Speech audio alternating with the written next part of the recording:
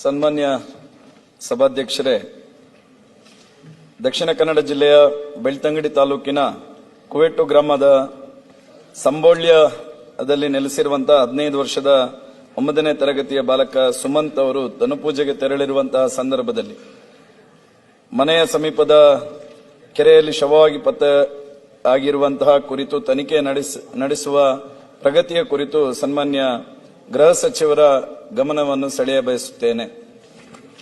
ಮಾನ್ಯ ಅಧ್ಯಕ್ಷರೇ,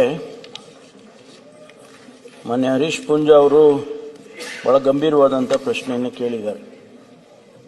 ಒಬ್ಬ ವಿದ್ಯಾರ್ಥಿ 15 ವರ್ಷದ ಬಾಲಕ ಸುಮಂತ್ ಅಂತಕ್ಕವನು ಬೆಳಿಗ್ಗೆ ಶಾಲೆಗೆ ಹೋದವನು ಮನೆಗೆ ಬರೋದಿಲ್ಲ. ಅವನು ಕಾಣೆಯಾಗಿದ್ದಾನೆ ಅಂತ ಹೇಳಿ ಸುಬ್ರಹ್ಮಣ್ಯ ನಾಯಕ್ ಅವರು ಒಂದು ಕಂಪ್ಲೇಂಟ್ ಅನ್ನು ಕೊಡ್ತಾರೆ. ಅವನ ತತ್ಕ್ಷಣ ಪೊಲೀಸ್ನವರು ಕಾರ್ಯಪ್ರವೃತ್ತಿ ಮಾಡಿ ಅವರು ಹುಡುಕುವಷ್ಟರಲ್ಲಿ ಅವರು ಅಲ್ಲಿ ಏನೋ ಇದು ಬಾವಿ ಕೆರೆಯಲ್ಲಿ ಬಿದ್ದು ಮೃತದೇಹ ಪತ್ತೆಯಾಗಿರುತ್ತೆ. ಈಗಾಗಲೇ ನಾವು ಅದಕ್ಕೆ ಕ್ರಮ ತಗೊಂಡಿದ್ವಿ. ತತ್ಕ್ಷಣ ಅದಕ್ಕೆ 4 ಟೀಮ್ ಮಾಡಿ, ಯಾಕೆಂದ್ರೆ ಅವನ ತಲೆಗೆ ಪೆಟ್ಟು ಬಿದ್ದಿರುತ್ತೆ ಅಂತ ಹೇಳಿ ರಿಪೋರ್ಟ್ ಆಗಿದೆ. ತಲೆಗೆ ಪೆಟ್ಟು ಬಿದ್ದಿದೆ ಅಂದ್ರೆ ಇಲ್ಲ ಯಾರಾದ್ರೂ ಹೊಡೆದಿರ್ಬೇಕು, ಇಲ್ಲ ಅವನು ಇಲ್ಲ ಯಾವ್ದಾದ್ರು ರೀತಿಯಲ್ಲಿ ಬಿದ್ದು ಅಥವಾ ಏನಾರ ಆಗಿರ್ಬೇಕು. ಅದಕ್ಕೆ ನಾವು ಈಗಾಗಲೇ 4 ಟೀಮ್ಗಳನ್ನು ಮಾಡಿ ಪತ್ತೆ ಹಚ್ಚೋ ಕೆಲಸವನ್ನ ಮಾಡ್ತಾ ಇದ್ದೇವೆ. ನನಗನ್ಸುತ್ತೆ ಸತ್ಯ ಹೊರಗಡೆ ಬರುತ್ತೆ.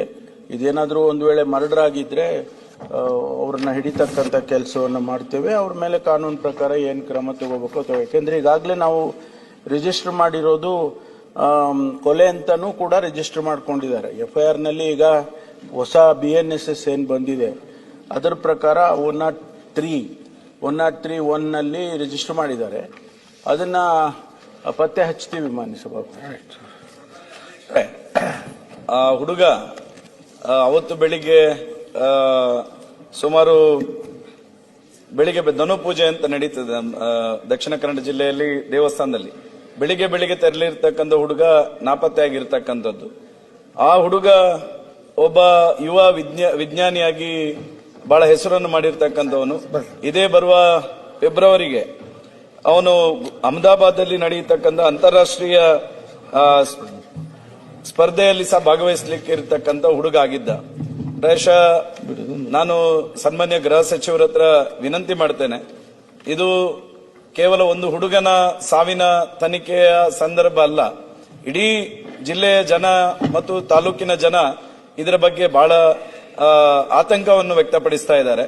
ಯಾಕಂತ ಹೇಳಿದ್ರೆ ಇಷ್ಟು ಸಣ್ಣ ಪ್ರಾಯದ ಹುಡುಗನ ಮೃತದೇಹ ಸಿಕ್ಕಿದ ನಂತರ ಇದರ ಸೂಕ್ತ ತನಿಖೆ ಆಗಬೇಕು, ಮತ್ತೆ ಸತ್ಯಾಸತ್ಯತೆ ಏನಿದೆ ಜನರಿಗೆ ತಿಳಿಬೇಕೆನ್ನುವಂತ ಆತಂಕದಲ್ಲಿ ಜನ ಇದ್ದಾರೆ. ಮತ್ತು ಆ ಕುಟುಂಬದ ಸದಸ್ಯರನ್ನು ಸಹ ನಾನು ಸಹ ಭೇಟಿ ಮಾಡಿದ್ದೆ.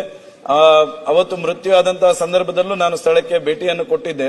ಸನ್ಮಾನ್ಯ ಗೃಹ ಸಚಿವರೇ, ನಾನು ತಾಲೂಕಿನ ಎಲ್ಲ ಜನರ ಪರವಾಗಿ ಮತ್ತು ಅವರ ಕುಟುಂಬದ ಪರವಾಗಿ ಸರ್ಕಾರದ ಗೃಹ ಇಲಾಖೆಯ ಸಚಿವರ ಹತ್ರ ನಾನು ವಿನಂತಿ ಮಾಡ್ತೇನೆ, ದಯವಿಟ್ಟು ಆದಷ್ಟು ಬೇಗ ಇದಕ್ಕೊಂದು ನ್ಯಾಯವನ್ನು ದೊರಕಿಸಿಕೊಡಬೇಕು. ಮತ್ತೆ ಸತ್ಯಾಸತ್ಯತೆ ಏನಿದೆ ಎನ್ನುವಂಥದ್ದು ಸಮಾಜಕ್ಕೆ ತಿಳಿಸತಕ್ಕಂಥ ಪ್ರಾಮಾಣಿಕ ಕೆಲಸವನ್ನು ಪೊಲೀಸ್ ಇಲಾಖೆ, ಗೃಹ ಇಲಾಖೆ ಮೂಲಕ ಮಾಡಬೇಕೆನ್ನುವಂತ ವಿನಂತಿಯನ್ನು ಈ ಸಂದರ್ಭದಲ್ಲಿ ಮಾಡ್ತೇನೆ. ಮಾನ್ಯ ಅಧ್ಯಕ್ಷರೇ, ಇದು ಬಹಳ ಗಂಭೀರವಾದಂತ ವಿಷಯ. 15 ವರ್ಷದ ಬಾಲಕ ಈ ರೀತಿ ಸಾವನ್ನ ಅಪ್ಪಿದ್ದಾನೆ ಅಂತ ಹೇಳಿದ್ರೆ ಖಂಡಿತವಾಗಿ ಇದು ಬಹಳ ಗಂಭೀರವಾಗಿರ್ತಕ್ಕಂಥ ವಿಷಯ. ಇದನ್ನ ನಾವೇನು ಲಘುವಾಗಿ ತಗೊಂಡಿಲ್ಲ. ಅದಕ್ಕೆ ಈಗಾಗಲೇ 4 ತಂಡಗಳನ್ನು ಮಾಡಿದ್ದೇವೆ. ತಮ್ಮ ಸಲಹೆಯನ್ನು ಕೂಡ ತಮ್ಮನ್ನು ವಿಶ್ವಾಸಕ್ಕೆ ತೆಗೆದುಕೊಂಡು ನಾನು ನಮ್ಮ ಇಲಾಖೆಯವರಿಗೆ ಸೂಚನೆಯನ್ನು ಕೊಡ್ತೇನೆ. ಆದಷ್ಟು ಶೀಘ್ರವಾಗಿ ಪತ್ತೆ ಹಚ್ಚಬೇಕು ಅಂತ.